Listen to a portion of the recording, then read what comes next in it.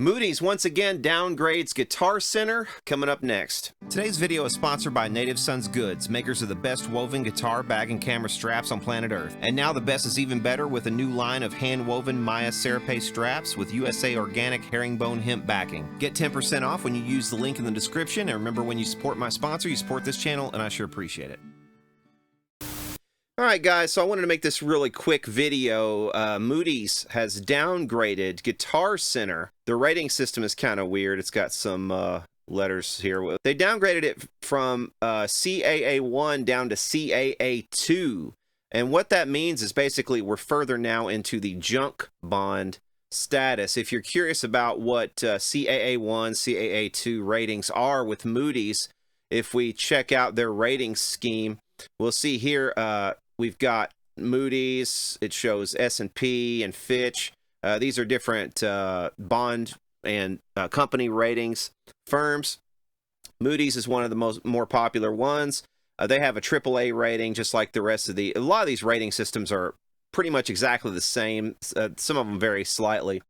A AAA rating is the top you can get. That's basically above the United States government bond rating. And the only two companies in the U.S. that have a AAA rating are Microsoft and Johnson & Johnson. So that gives you some kind of idea what the rating system is like. But if we go down through the ratings here, you can see, you know, there's some stuff in A, there's B. It's kind of like, you know, at school when you get ratings or grades at school. Well, if there was a failing grade in this instance, it would be C and below, really, because that's the subprime kind of speculative ratings.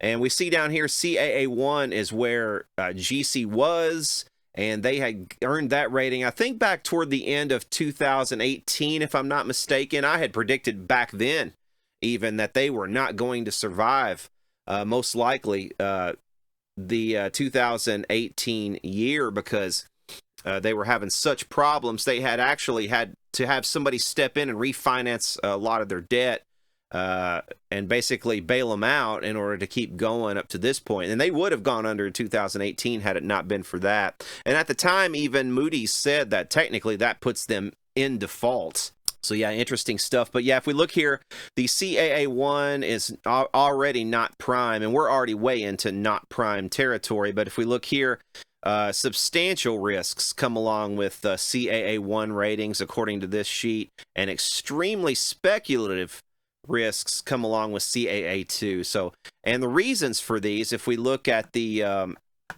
reasons that Moody's have given for the downgrade, they are saying pretty much the same thing that they've been saying for a long time, and that I've been reporting to you guys for a long time. That is that they have debts coming due.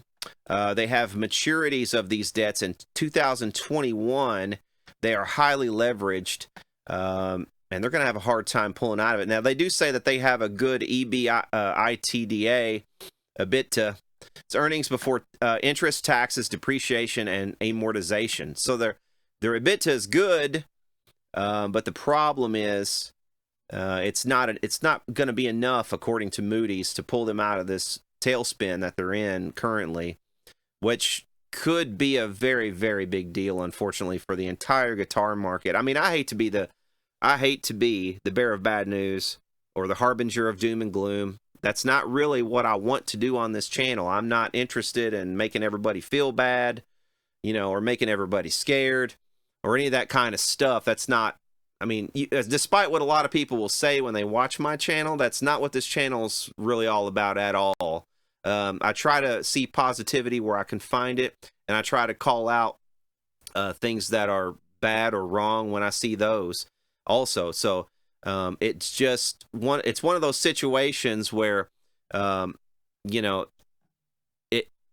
it doesn't look good for one of the largest music retailer in the industry right now. And it's getting to the point where, you know, and like I said, in 2021, a lot of stuff is going to come due, and unless they can do something about their current debt, it's going to just continue to get worse. We'll read a little bit of this. While Guitar Center has reported modest growth in comparable sales and EBITDA over the last 3 years, and it is a solid operator with a lead position in the niche musical instrument space, leverage remains high and cash flow is limited even after 2 distressed exchanges.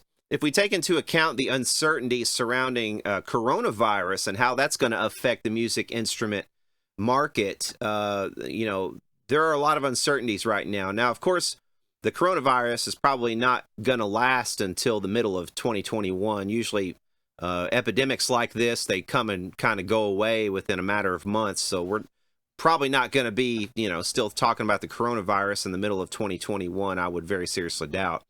But right now, at least, you know, we're seeing some, what this article describes as upheaval due to the coronavirus. And, you know, as we all know, there's a lot of guitars that are made overseas, made in Asia. And without that market operating at peak volume, you know, you're going to have some disruptions in the market. And when you accompany that with fears such as we're seeing from these downgrades by Moodys, things are uncertain for the guitar market. Now, I've been saying a long time, and I think a lot of people, if you're honest with yourselves, are aware of this, that the guitar market, while there is still a big market, you know, they do point out that Guitar Center did have revenue in the billions last year in 2019. Right here, if we look, revenues for the 12 months ended November 2nd, 2019 were approximately $2.3 billion. So, you know, there's a lot of sales still being made. There's people still playing guitar. That's not the question. The question is this market large enough to continue to support the size and number of the companies that we have going right now? And I would submit to you that, you know, it's possible that it won't. You know, but without GC, think about who the winners will be. And you know, we just talked with Jeff Kiesel from Kiesel Guitars the other day in a video, and I'll put a link up here if you guys want to check that out. They probably are going to be one of the winners because they sell direct. They don't rely on GC. Any other companies that kind of either sell direct or, you know, are operating under kind of a different scheme are probably going to do okay. The big boys, you know, Fender and Gibson, they probably have some, you know, some built-in resistance to stuff like this. Gibson will be the most exposed because they, according to what I've been led to believe, and now, of course, I can't see their books and who owes who what, but I think, you know, GC is probably one of Gibson's biggest debtors, and they probably carry a lot of Gibson stuff, I would say, on terms. So it's a possibility that if GC owes Gibson a lot of money and GC goes under, they could drag Gibson down with them. So that's a fear, of course. And now, again, I'm you know, I haven't seen any of these books, so I don't know if that's the case or not. I'm just speculating on that. But it is worth speculating because, you know, when you think about who the winners and losers might be in a scenario like this, some of the losers could be rather big. You know, it would definitely hit Fender pretty hard as well. If you think about it, you know, they make probably a lot of their sales through Guitar Center and also through their online arm, Musician's Friend. But of course, you know, there are more competitors in the online space now than there have been in decades past, such as Sweetwater and others. So they would still be able to sell their stuff. And of course, they still have a dealer network beyond Guitar Center.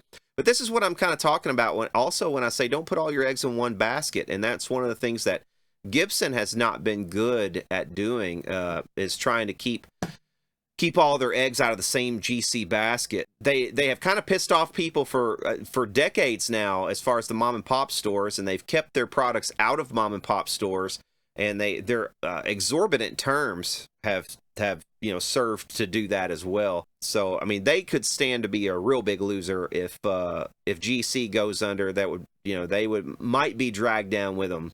You know, once again, you have some built-in resistance in the boutique market, especially in the domestic markets. As far as the coronavirus scare is concerned, you're definitely going to have some resistance for anybody who is a domestic builder, whether it's you know, domestic in Europe, or the UK or domestic inside the United States, you know, they're always going to be able to sell to the domestic market a little easier if you have problems such as supply chain issues coming out of the Far East. So this kind of stuff shouldn't affect anybody that's building and making guitars inside the country they want to sell to.